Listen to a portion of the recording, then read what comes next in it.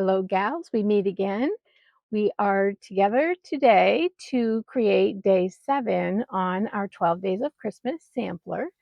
So I'm just going to give a little flyby here of where we've been.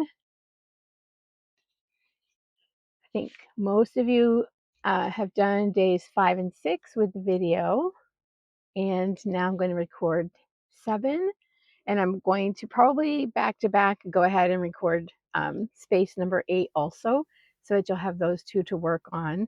And then we're going to be down to our very last line. So we're getting there, girls.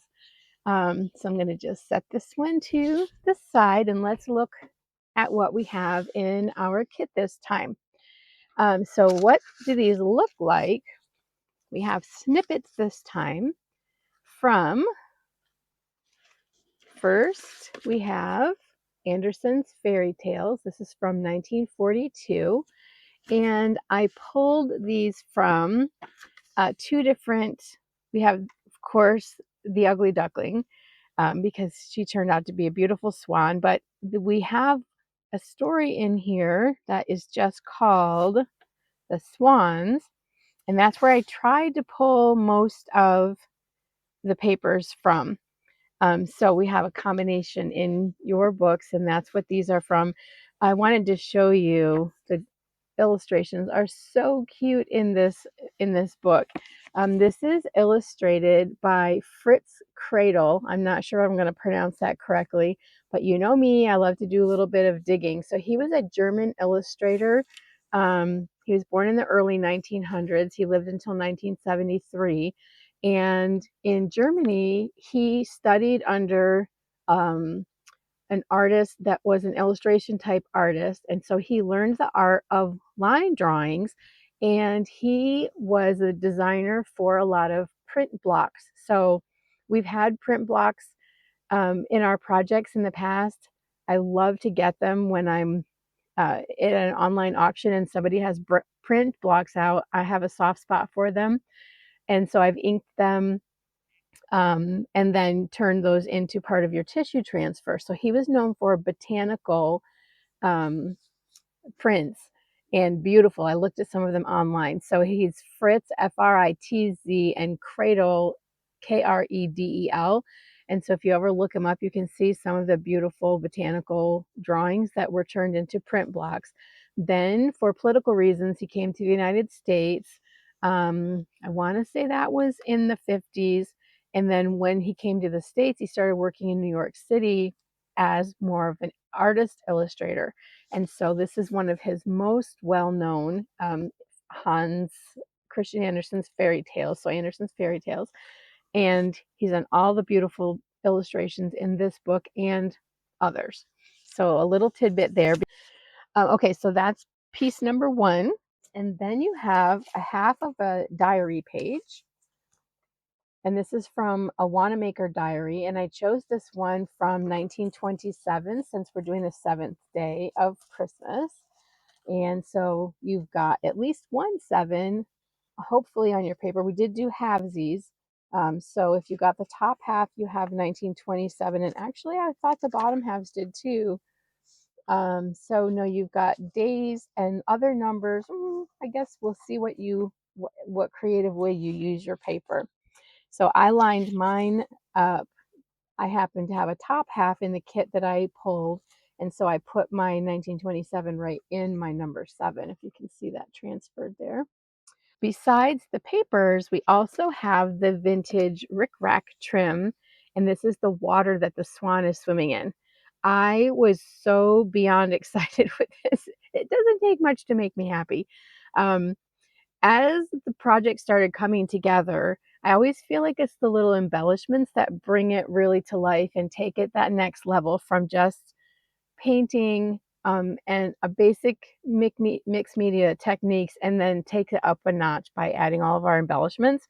So when I was looking through my stash to see what else could I use to embellish day 7, and when I saw the blue trim, I immediately saw waves, and so it was perfect. So we have a piece of trim, and I just want to show you the packaging for this one. There's different trims that you might have gotten. A lot of them probably came from the one that I have right here because this is the last that I cut. But some of them were the Cameo, Rick Rack, and this is from the 1920s and 30s. So also antique and just a real treasure here. This is from Lion Mills. So if you ever have looked at old trade cards, you've probably seen lion um, thread and sewing whatnots. So this is what we're using on our swan. So this is what we have in our envelope for day 7. So prep was to seal the papers with matte medium, a light coat, just like we have with all of our other papers. And then the diary page we're going to leave this way because we're going to be tinting this with the red. The book paper we tinted with white gesso, and I actually tinted just a little section of mine, hoping that it would be more helpful in the video if my whole page wasn't white. My camera has a little bit of issues with the white background. So we're going to see if this helps. And then again, just a little tip, if you are transferring your line art and you're having trouble with the transfer, if you put something very hard underneath, it seems to do better. So I bought this from Dollar Tree. It's a little acrylic panel. If you have a Cuttlebug, they have acrylic panels very similar to this that go through the machine. That works fantastic. If you have maybe an acrylic clipboard, that works really good. Or even if you have a picture frame laying around, you can just lay your picture frame down, lay your paper on that, and slide your transfer paper under, and just having that glass underneath will help with the transfer. So there's my tip on that. Okay, so I transferred my 7, as I said, to the diary page, and the little swan is transferred onto the book paper.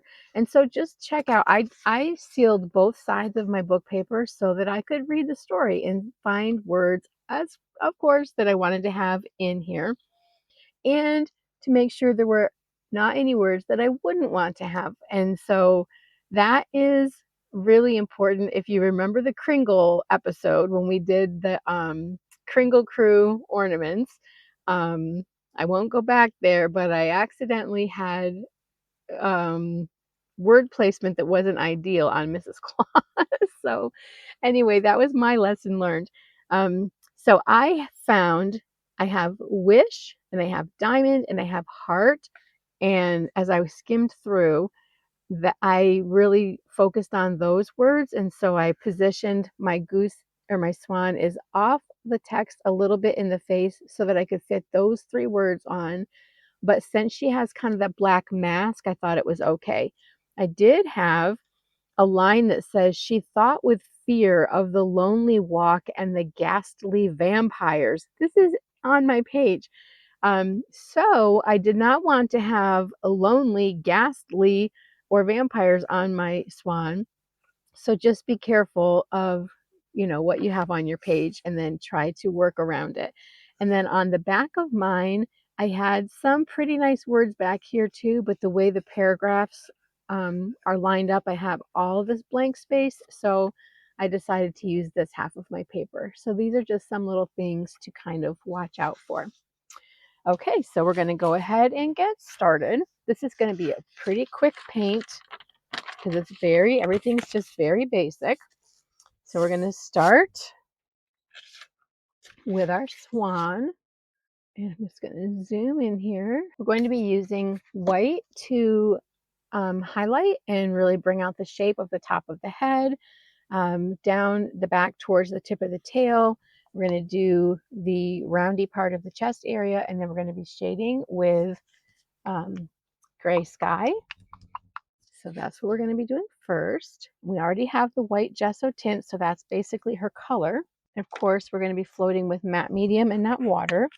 So I'm going to put matte medium in my cup. Remember when I always use the little yellow happy cups? And now I can't stop using the pink one. I probably said this in my last video, but this pink one is Mary Melody, and my brand new granddaughter is Melody, and so, I can't stop using the little pink cup. Okay, so I'm going to load my brush up in matte medium first, We're not going to use water. We don't want any of that excess moisture soaking into our paper. The matte medium really kind of sits on top a little bit nicer. And then I'm picking up white in my brush. I'm going to blend that out very nicely. And then I'm going to go up the top of the head. And I'm going to come down the neck, and I'm going to keep on going right down the back and just kind of walk this in a bit. We already have that white tint, but you can see the camera's picking that up very nicely. You get that nice crisp white edge. So the white gesso this time we had thinned with matte medium so that it toned down the writing, but we didn't want to really cover the text up, and we did not want to have a really opaque white. We wanted to have that transparent color, and this is why. So now our highlights will show up. And then I'm going to reload my brush, and I'm just going to touch the toe of my brush onto these tail feathers and just pull so that I create just a little idea of feathers there. And this is a really minor detail because we're going to create those feathers really when we cut it out. But when you set the toe down and pull, you get a little thick to thin line there. So it just really helps with that feather color. Then I'm from the last feather, I'm going to pull down and just let your paint run out. We're not going to have white down here in the bottom because it's going to be shaded, of course. And then by now I'm dry on this side, so I'm actually going to go ahead and just strengthen that up one more time.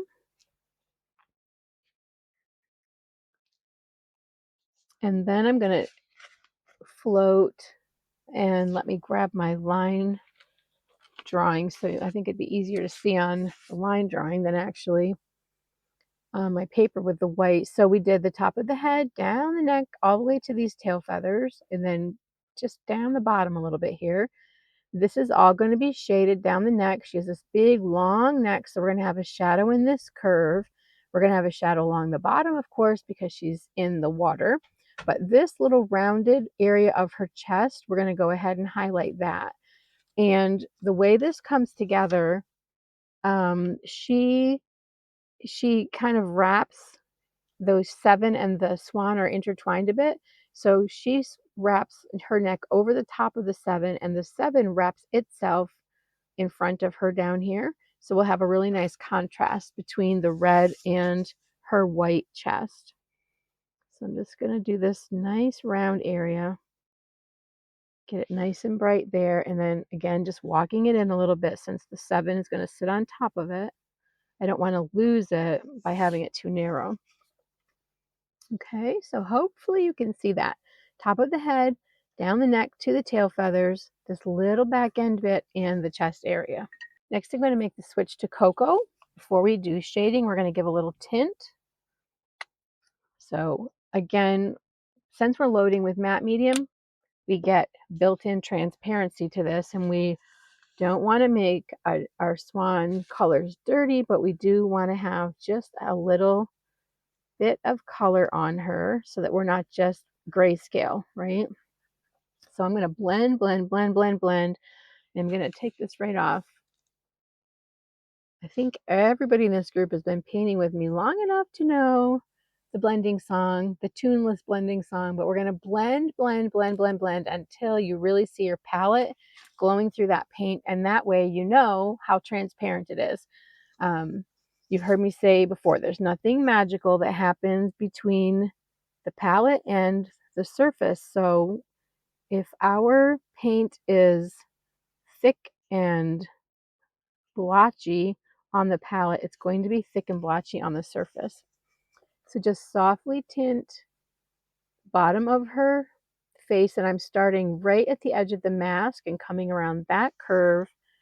And then I'm going to come down here and just tint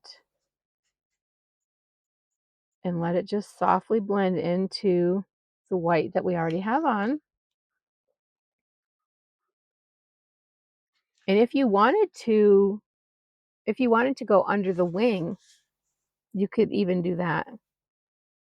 I kept this pretty simple, so I didn't put any shading underneath the wing, but you could just gently nudge that right up against the wing for a little extra shape there.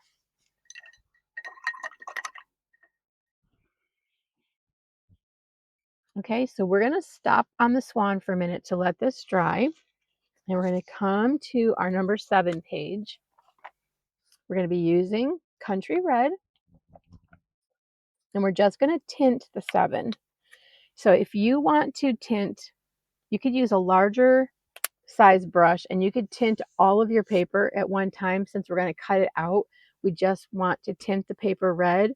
And so you wouldn't have to fuss really base coating so carefully. You could just tint that whole thing.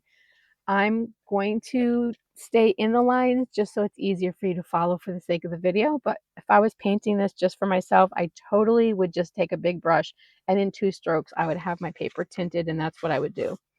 So I'm going to put matte medium in a filbert brush, and I'm going to mix in the country red so that I'm just have it nice and thin.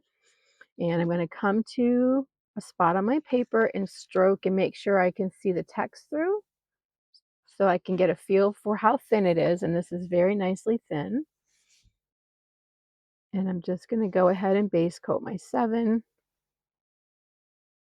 And I'm going to kind of roughly stay in the line so that it's easier for you to follow, but I'm not going to fuss over it too much. I feel like if I base coat my whole paper, it's harder for you to see in the camera.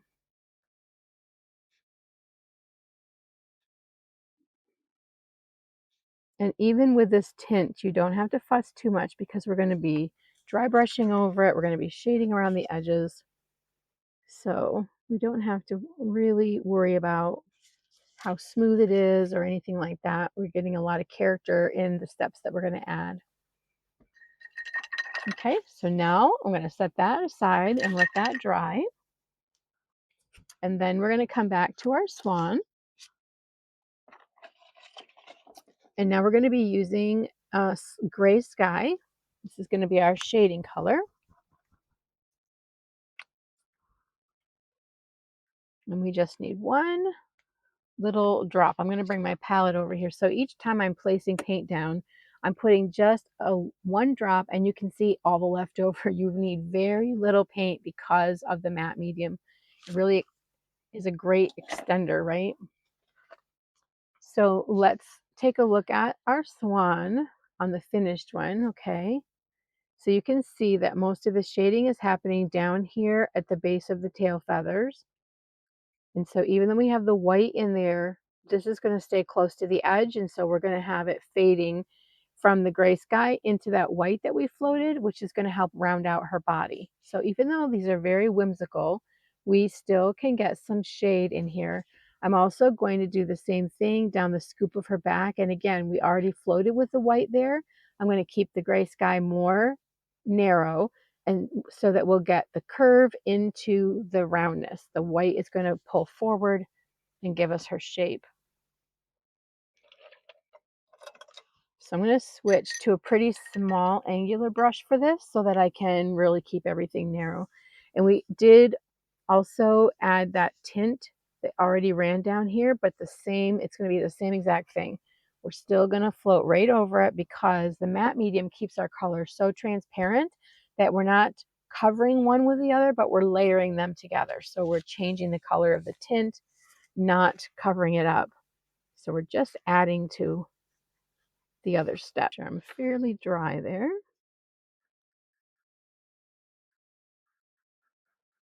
Okay, really blend that color in. Okay, so I'm going to come down from that last little feather, keep this close to the edge.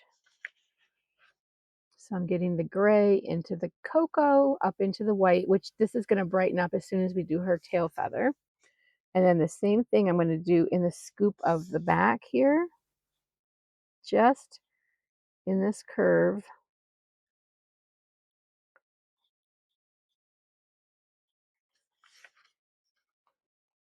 Okay, whoop.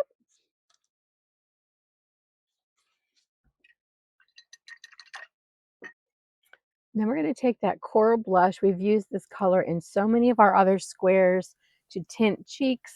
And so we're going to carry it through on our little swan. So again, with the matte medium, and still I'm using this little tiny 1/4 inch angular brush. And again, really blend this out. And we're just going to do her tiny little cheek. So I'm going to start in and just pull around the curve. And as I said, she's going to have the mask there, but I still floated up and over to keep it soft. And then the mask is going to be lamp black. And that's going to just cover what needs to be covered. And then if you wanted to add a little bit of pink down here on the chest or the belly, you could do that. We did tint the robin redbreast because she's a robin redbreast. And we did our doves, which doesn't follow the same rule, but they were kind of large. And so it just added some pink up there and warmed up our colors. Okay, so now we're going to come back to the white and we're going to go ahead and float the edges of the wing.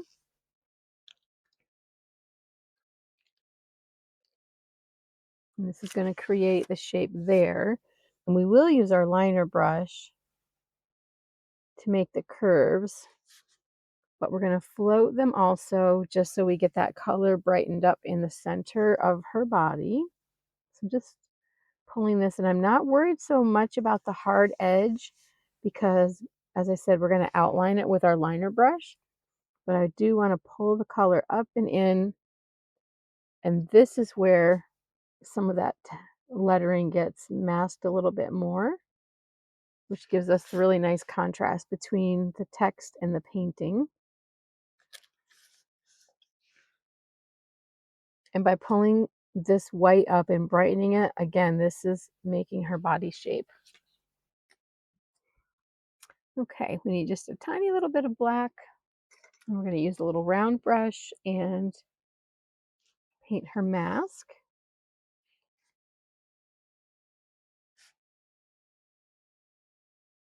Just a little wedge, a little slice of.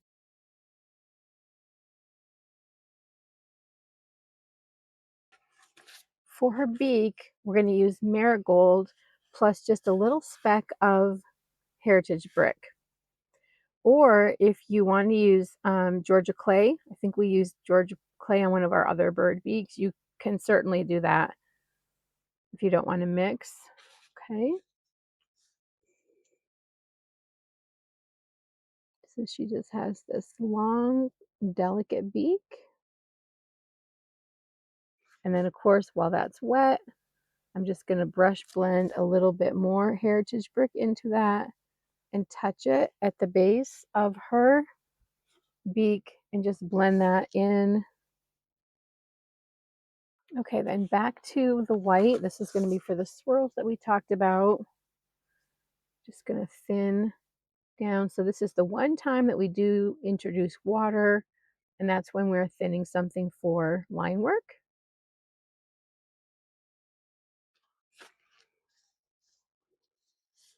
So I'm just going to start at the upper wing.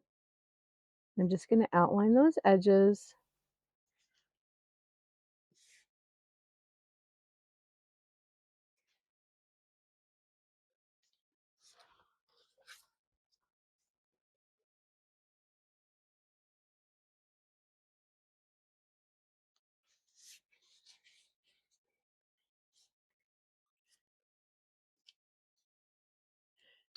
And then finally, if you would like to do this, we have used navy blue a few places on our project.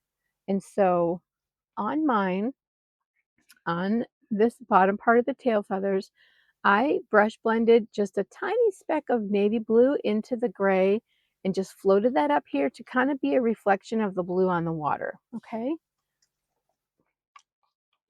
So we still have the gray sky out on our palette.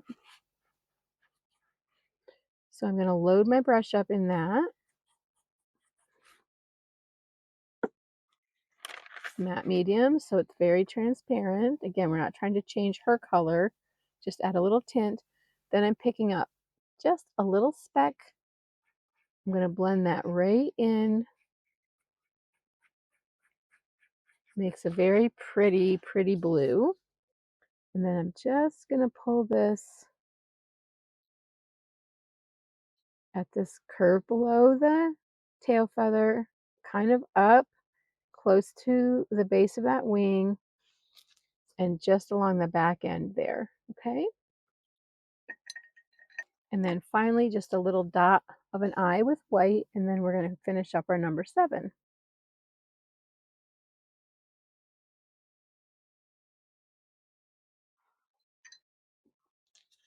Okay, so I'm going to set her aside, bring back our 7. Okay, so I'm going to grab my dry brush. I'm going to pick up white on the toe of this brush and blend that in. Scrub off on a nice dry paper towel. And then we're going to come across and down the center of the 7.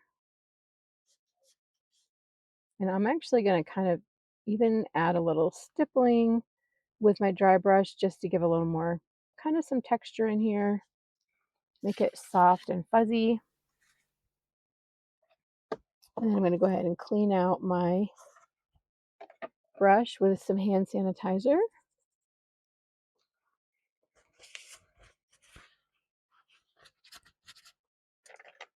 And then we're going to shade around the edges with Heritage Brick. And I still have that out from mixing my beak color.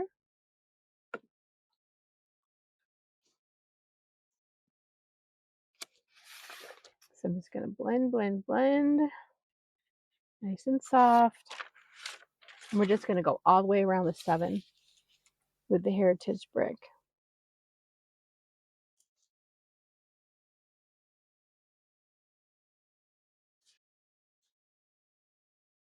Matte medium in our brush to keep everything soft.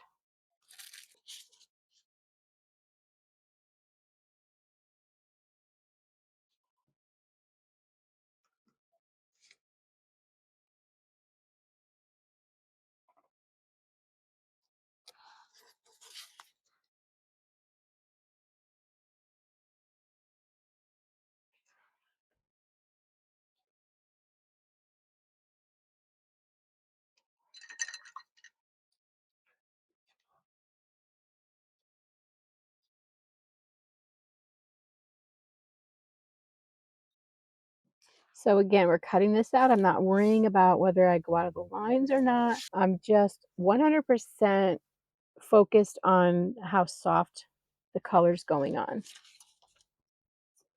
I want it nice and soft, and if it pushes beyond the edge, it's totally fine.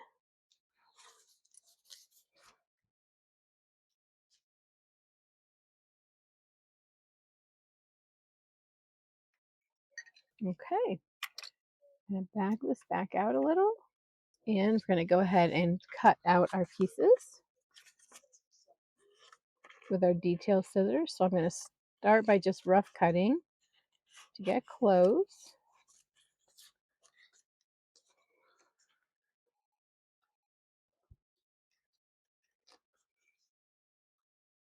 And a lot of times we're cutting with kind of an uneven cut. I tell you to wiggle your scissors to keep things natural, but our swan is really sleek, and so we want to have this nice and nice smooth edges until we get down here to the tail.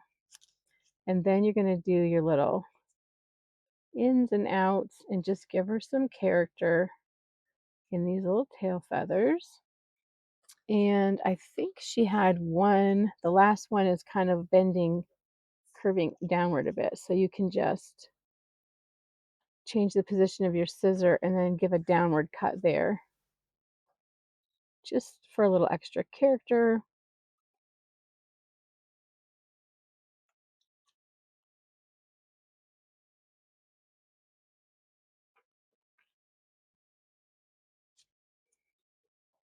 And I'm going to come around her beak carefully. So if somehow you happen to cut her beak off, don't panic because you certainly could just cut that. If you don't want to cut around it, you could just cut the front of her face nice and smooth, and then you could paint the beak directly on the canvas. So no worries if your cutting skills are making you nervous about her beak. Okay, so there is our swan. And now I'm going to cut out the number 7.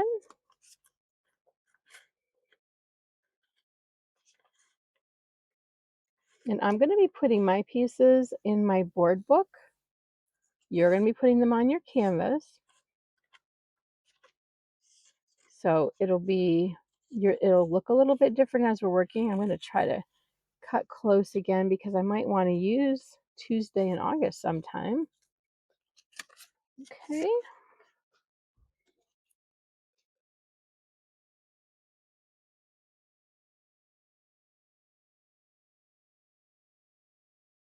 And so now just make sure you're cutting on the actual line so that any place that you happen to move outside of your transfer marks, or if your shape widened out, you're going to get all of that back right now in the cutting step, okay?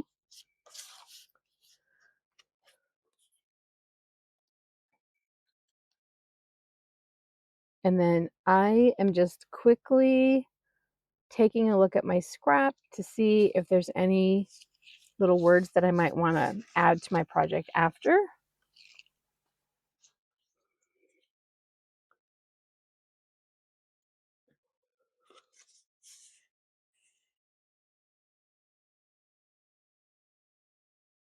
And I do have swans.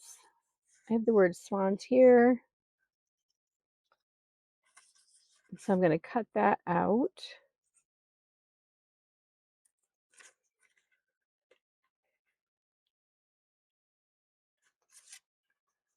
So if you had any words that, were meaningful to you or had to do with Christmas or love or, happy, anything that's got a nice positive, you could cut that out and you could add it if you wanted to.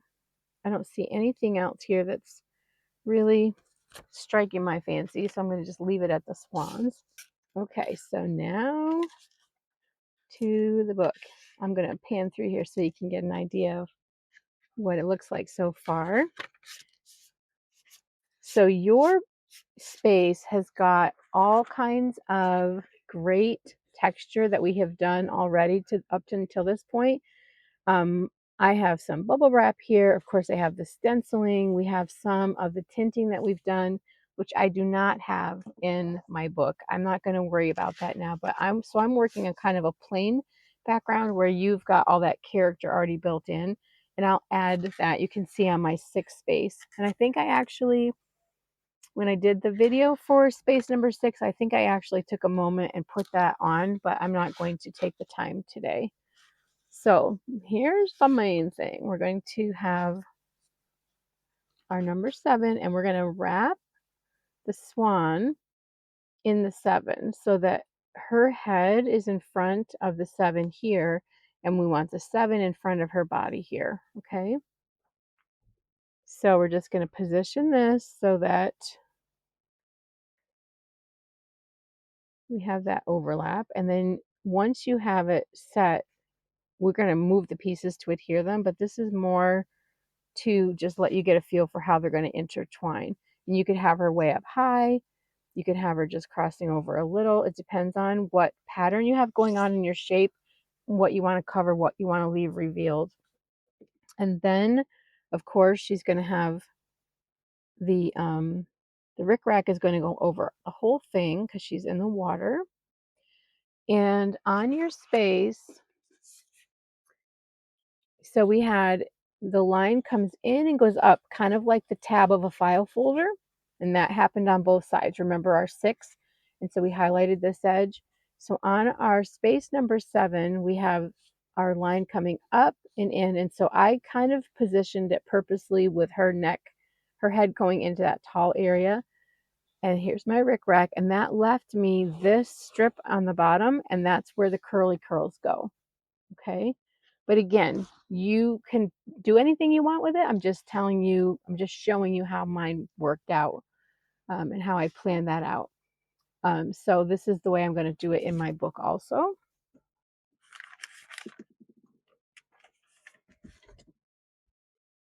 I don't have the tab, but I'm going to bring mine kind of up because I want to have the curlies here. So in my book, I have this, the geese a laying page is here, so my 6 is low, and so I want my curly cues to kind of come across here and fill it. So I'll probably put my trim about here, and I'm just going to work on tucking things. And this gives me an idea of where I want to put them. So I'm just looking at my placement, and I know that she's going to kind of be just above this line of music that I have here.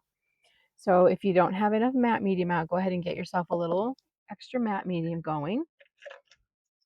I'm going to take this off, and so I'm going to go ahead and put my swan on, but I'm not going to push things down hard until I get the 7 layered. So we're going to put matte medium on her body.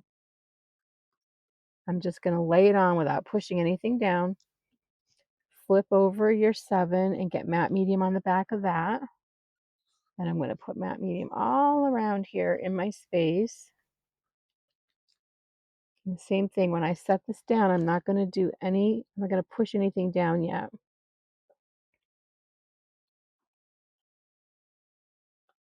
Okay, so I'm just getting her body, and then you have time to play here. I'm just gently touching. So if I need to lift up, and what do we use? If you need to lift something, you've got your darning needle handy so that you can lift. Okay. And so I'm checking that my text on my page is straight with what's around me. And that doesn't have to be, but that's just something that I'm watching for. So that helps me know that she's positioned straight. And then your 7, you can angle any way you might want to. So I'm just going to work my way now. See, I'm just lifting her a bit so I can make sure I have matte medium underneath the 7 since she's layered on top of that. And my 7 tore just a little. It's okay. It's going to go right down into the medium. And then just use your brush to manipulate everything. And then I'm going to use my fingertip gently. I'm going to get a little matte medium on my fingertip. Has it been a while, girls, since you had to clean matte medium off your fingers? Okay, make sure all the excess medium is squeegeed out, and then I'm just going to smooth everything out with my brush.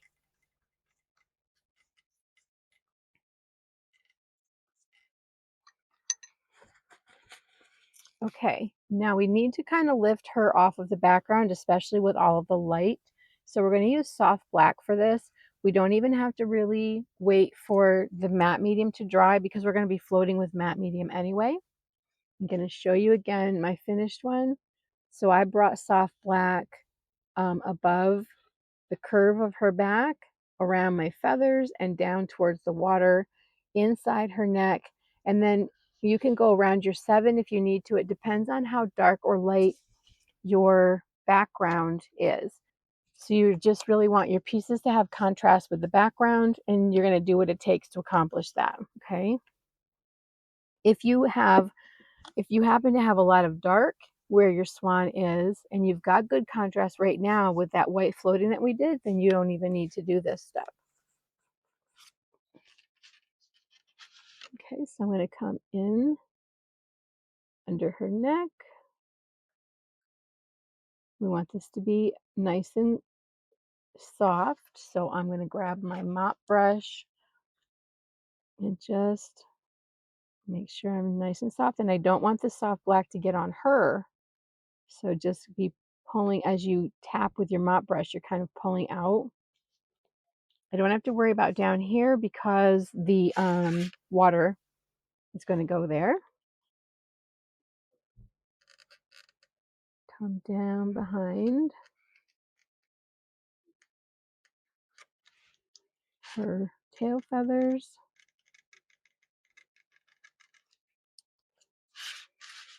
And then I'm going to come right into her feathers. And you can really give extra shape right now.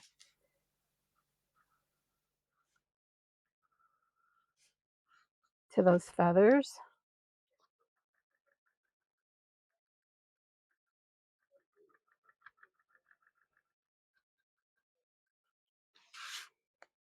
Now I do have kind of a harsh line right here at the edge of that, so I'm going to just clean off my brush and just gently pick that away.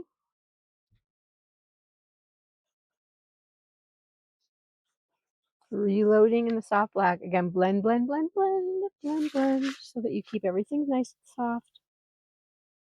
This is just a little tint back there.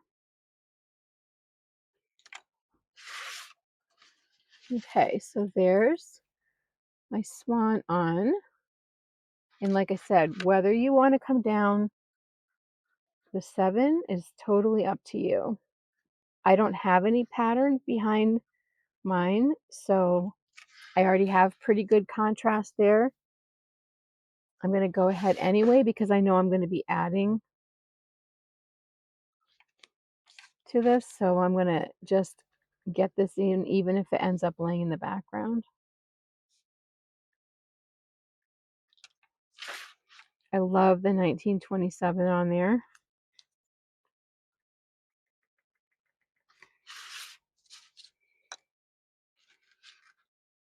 Okay. And then we always have this spot of evaluating your empty spaces, which is a little harder on here. So let me show you.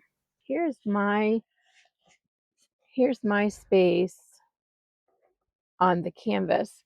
So I have blue coming through. Oh, that's going to be really nice on my swan. I have bubble wrap here. I have a little shading down here. This has got what's probably cocoa, and then I have nothing here. So since I have a dark edge here, I'm probably going to float white against this, or I could layer on some more of that crystal blue. Okay, so you're going to just decide depending on what your contrast is with the other spaces around you. If your space, which is this is going to be 9, if you have already got dark here, then you may need to go light on this edge. I have light and so I have dark. Okay, so to make all these spaces pop, that's what you're doing, just getting contrast one with another. And we will do a lot more of this after the last class. We're going to add, you can see the difference in, let me come up here to the top where we had done together. You can see I have a lot of cocoa, a lot of white, but on the finished one, there are areas floated with that navy, edges against my center. So we're going to pull all of this together in our very last session. We've got navy that we did on day 6, so really it pulls that navy in. I did a little along the edge here. So that's going to be a color that's going to kind of unify things when we are finished up. Okay, so swans on, 7's on. Now you can see how our rickrack is going to go. You can do tacky glue if you want to. I used heavy gel so that it would really penetrate into my rickrack, and I love the feel that it has afterwards.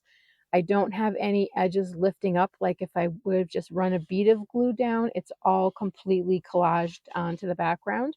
So let's put that on and our little curly cues that are the white, okay?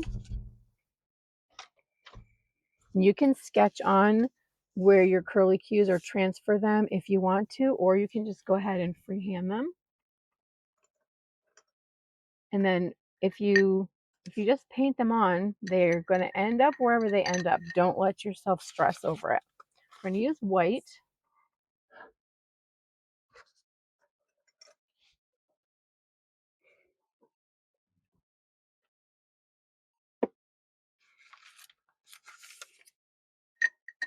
So I'm going to thin this down to use my liner brush.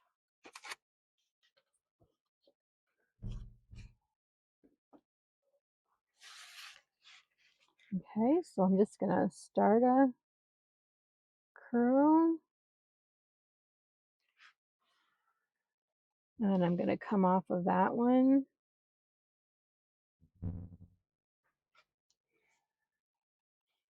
So each time we're just going to backtrack.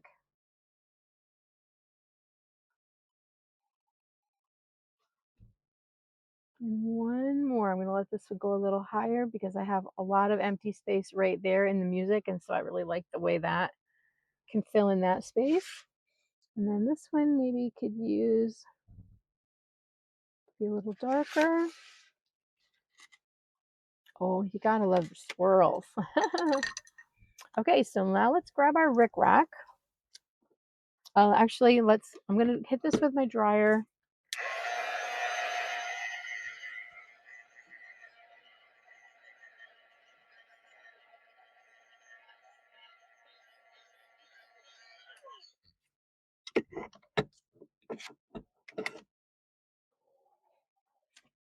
Okay, so heavy gel.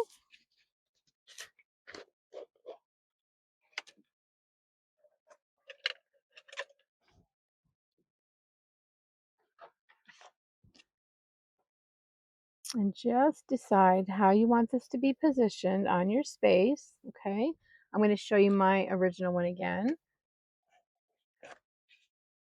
So I have her resting just beneath the waves so that it covers up the very bottom of her body, and then a little bit of the sevens peeking through or peeking down below.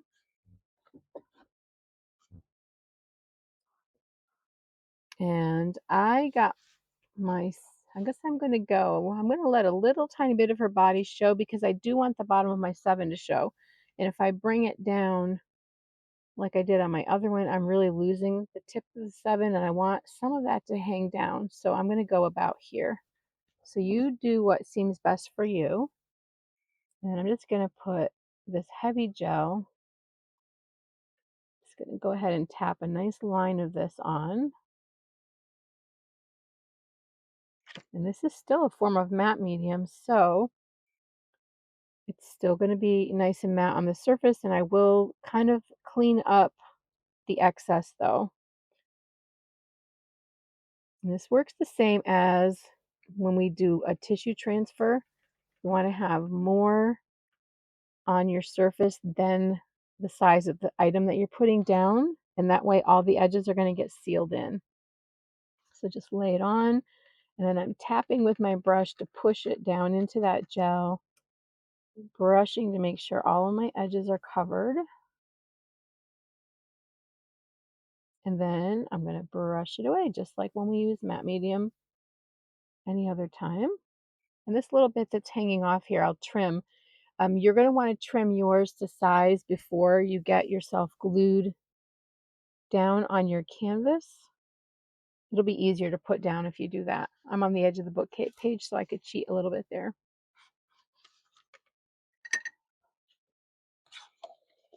And then let's just see. I have a little bit of that navy still out and open, so let's just see what magic happens when we start to add some of these other tints.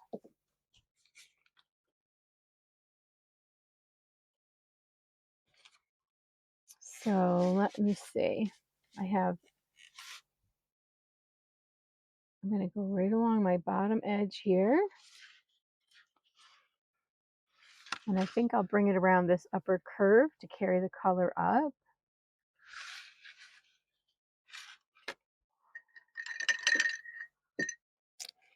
I'm going to use a little cocoa. So this is just to show you your side edges, and you can do it however you want. If you happen to have a lot of open space now that your pieces are on where you don't have any pattern, go back. Let me pull this one back.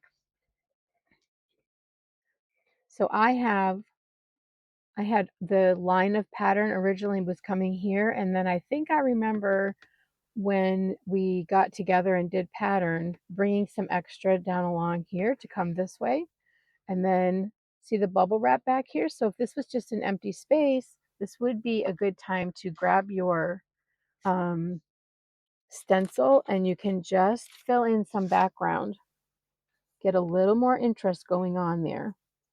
This is cocoa. I'm just going to kind of walk some of this in.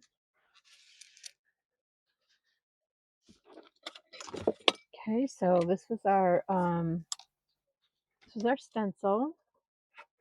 Aloe I just happened to have here. So I said I wasn't gonna take the time to do this, but let's take the time. So over here I have diamonds, so I don't want to put any diamond next to that. So I'm just gonna put a little bit here.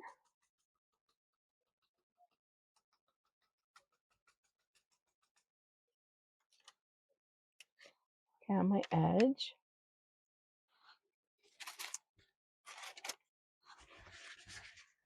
Maybe pick a little of it off so it's not quite so stark.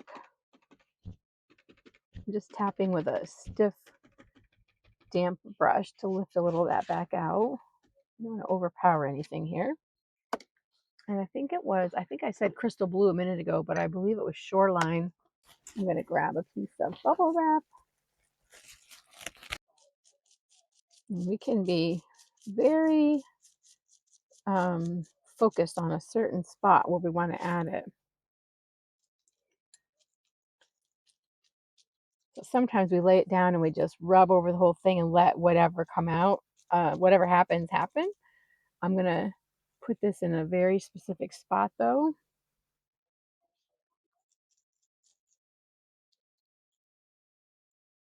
And then I'm tapping each bubble so I can get the imprint that I want. And that's pretty good. I wanted to show you, if you happen to get an imprint that's not as full as you want, you can always fill in with the tip of your brush.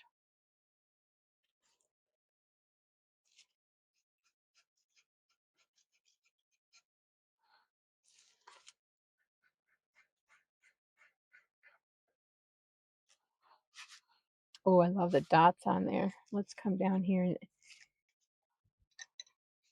Okay, and I think I need a little more color over here.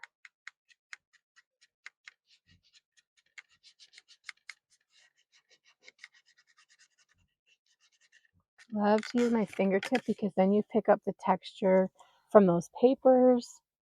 You will see some of your lines where they overlap. So look for places where you can really bring that out. You could use the blue, you could use the cocoa.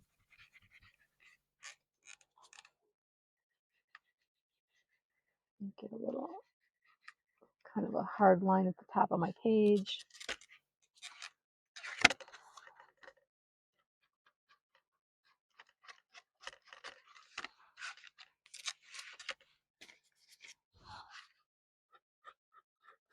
And then here's a good place to let things overlap. And this is where those great layers happen.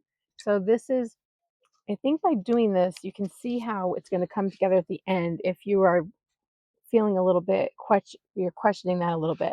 So I'm going to come along right here. And I had the diamond, right, would have been in our background already. We just put the swirls on. I'm going to pick a spot here and I'm going to drag over everything. So now see, this puts the little scumbling on top of the swirls that we made, and it really makes those swirls settle down and live in our page. So anything like this that you want to do. I don't want to get carried away with too much of this blue, but I love it. Okay, so see how it all comes together? Really good. I've got dirty fingers here, so I'm going to switch to a different finger. I'm going to bring some white, or this could be gesso,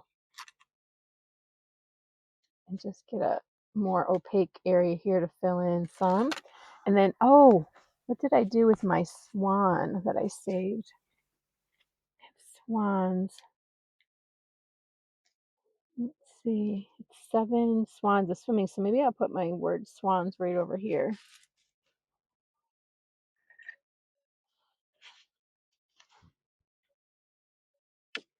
That was just a fun thing to have that in.